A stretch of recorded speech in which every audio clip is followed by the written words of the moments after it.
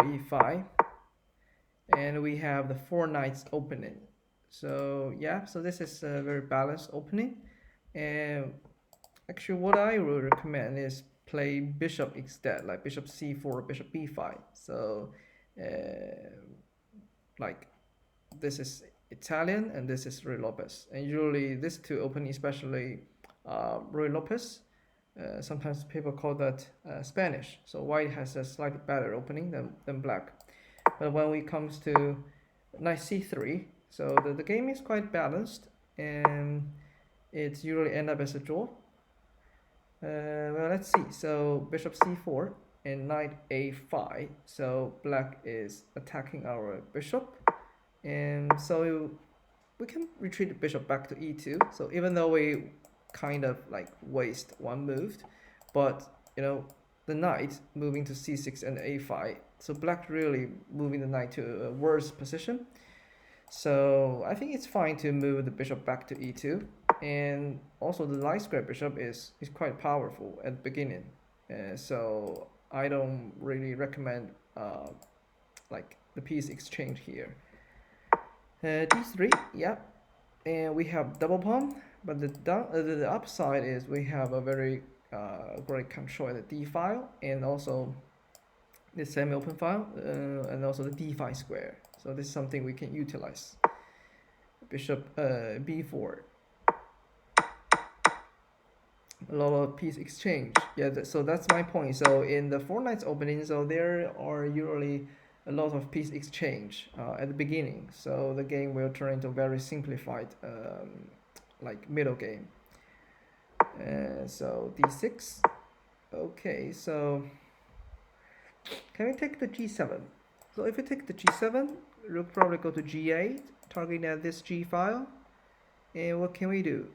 So maybe we can pin the knight, and we can maybe later castle to the long side. So if yeah, queen to e7,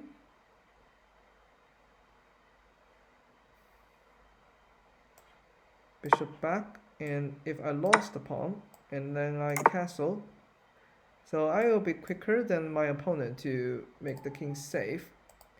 And yeah, black probably bishop to f5 and then castle to the long side as well.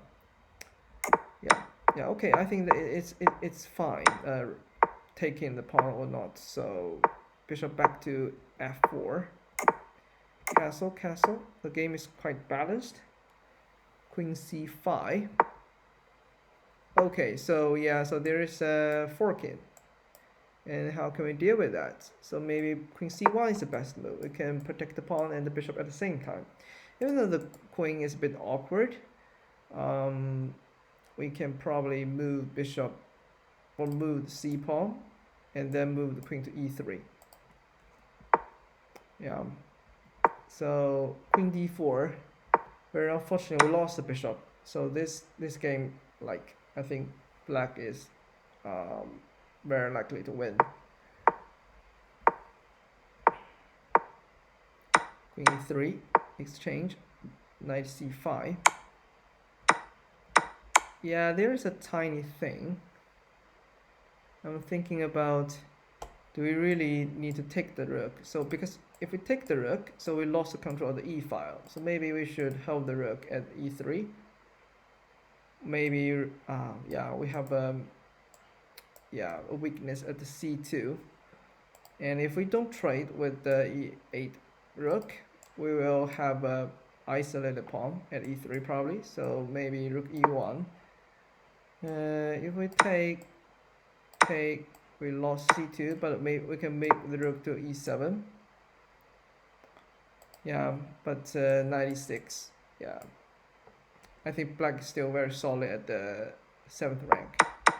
Yeah, that's a tricky position. So once we exchange the rooks, we still need to defend c2, and we need to defend this rook e2. So maybe this is even harder. Yeah, we lost a few pawns. Yeah.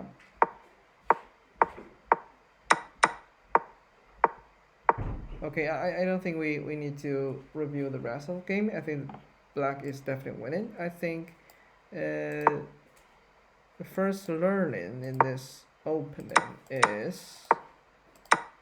yeah, I would say avoid the bishop being traded. That's important. I really like the light square bishop in the opening, and we can take that back to e2, and we can castle later, and also we can push b4 a3 to kick the knight back.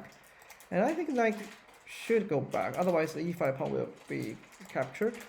So if knight go back, we can castle, and bishop to maybe c5, and yeah, so we can knight e4, knight e5. Since we castle earlier than my opponent, so I can open up the center,